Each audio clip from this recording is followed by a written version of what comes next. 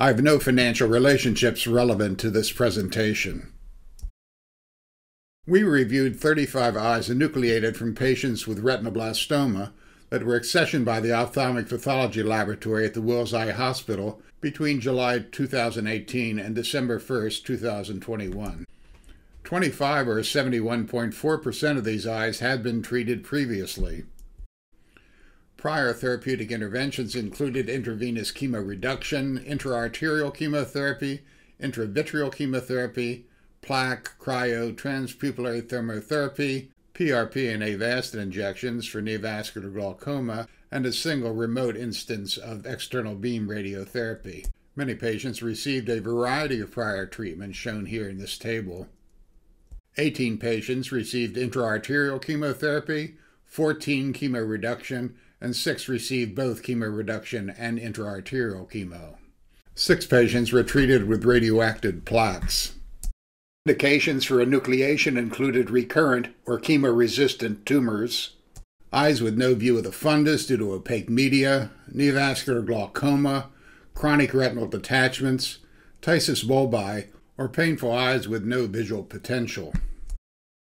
The eye shown here became resistant to chemotherapy. There was no view of the fundus in this eye due to a dense cataract. Histopathology shows an anterior subcapsular fibrous plaque and cortical degeneration, including liquefaction and Morgagnian globules. More than half of the previously treated eyes contain no viable intraocular tumor.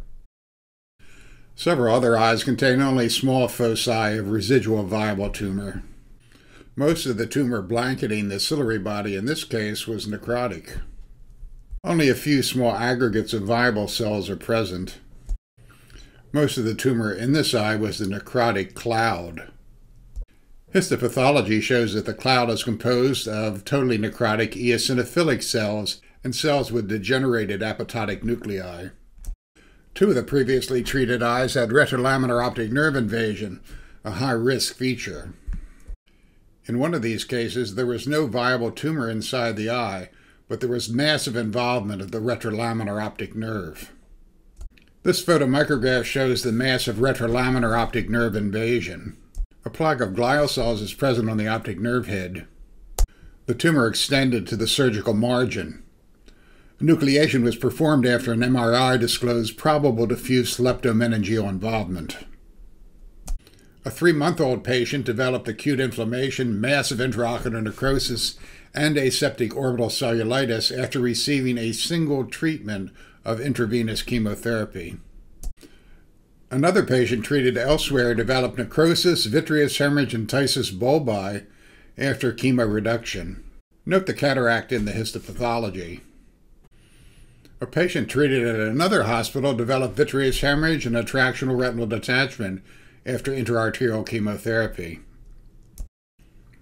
The recurrent tumor in one patient was thought to be an RB++ retinoblastoma. That tumor contained unusual cells with large oval nuclei with nucleoli, and the nuclei were immunoreactive for RB1 protein. 9 of the eyes had neovascular glaucoma. More than 3/4 of the treated eyes contained treatment regression scars. These comprise aggregates of calcified tumor cells within a delicate glial matrix. Bone formation was noted in the treatment regression scar of a patient treated 20 years previously with external beam radiation therapy. This is seen in the photomicrograph. Characteristic aggregates of calcified tumor cells are seen in the regression scar above. In this instance, the bone does not appear to be the result of osseous metaplasia, the RPE. In several cases, small foci of well-differentiated tumor resembling retinoma or retinocytoma occurred at the margin of treatment regression scars. This eye also contains a significant amount of residual chemo-resistant tumor. The well-differentiated tumor appears bland without mitoses or apoptosis, in contrast to the residual chemo-resistant tumor that appears significantly anaplastic. Other findings in the treated eyes included chronic retinal detachment, retinal, RPE, and choroidal atrophy secondary to chemotherapy, and chorioretinal atrophy and scars secondary to cryotherapy, plaque brachytherapy, and/or panretinal photocoagulation. Chronic retinal detachments are seen in these macro photos. The eye on the left has a treatment and regression scar. This macro photo shows severe chorioretinal atrophy secondary to chemotherapy, shown here under higher magnification. Corresponding histopathology shows total atrophy of the choroid. The retina is reduced to a thin layer of glial cells with scattered melanophages. This eye has severe atrophy of the pars plana ciliary epithelium and the iris pigment epithelium. This is also seen in the corresponding photomicrograph. Another case with severe iris atrophy is seen in this photograph. The iris stroma contains numerous clump cells, and the sphincter muscle and pigment epithelium are markedly atrophic. A focus of severe choroidal atrophy is seen near the ora serrata in this case.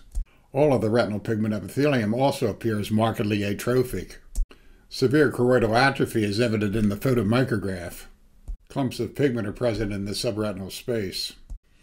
This macro photo of another eye shows chorioretinal atrophy and patches of pigmentation.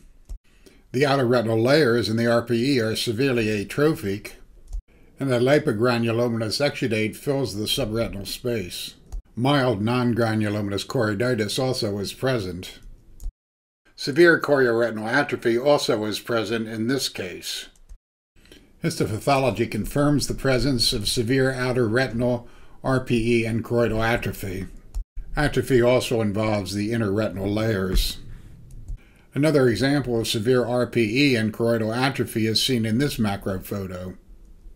The RPE and the photoreceptors, including the outer nuclear layer, are absent, and a chorioretinal adhesion is present.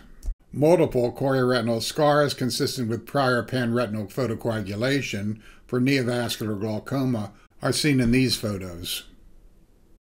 10 years ago, during the early stages of intraarterial chemotherapy, we examined 8 eyes enucleated after IAC. We found birefringent foreign material in the lumina vessels in 5 of the 8 eyes. The foreign material included cellulose fibers and synthetic fabric fibers. We have found no intravascular foreign material recently.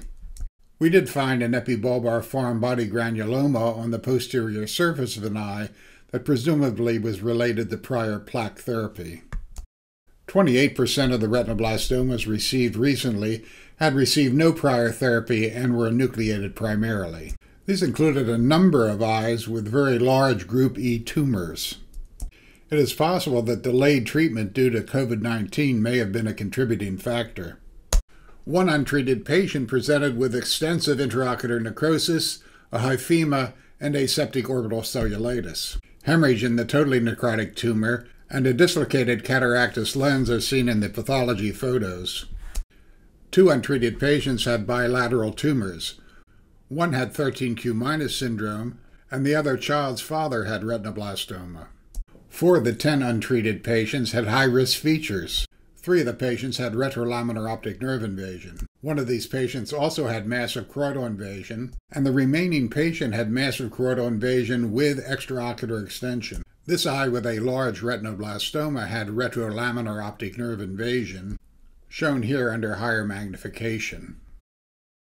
This large tumor massively invaded the posterior choroid and extended extraocularly.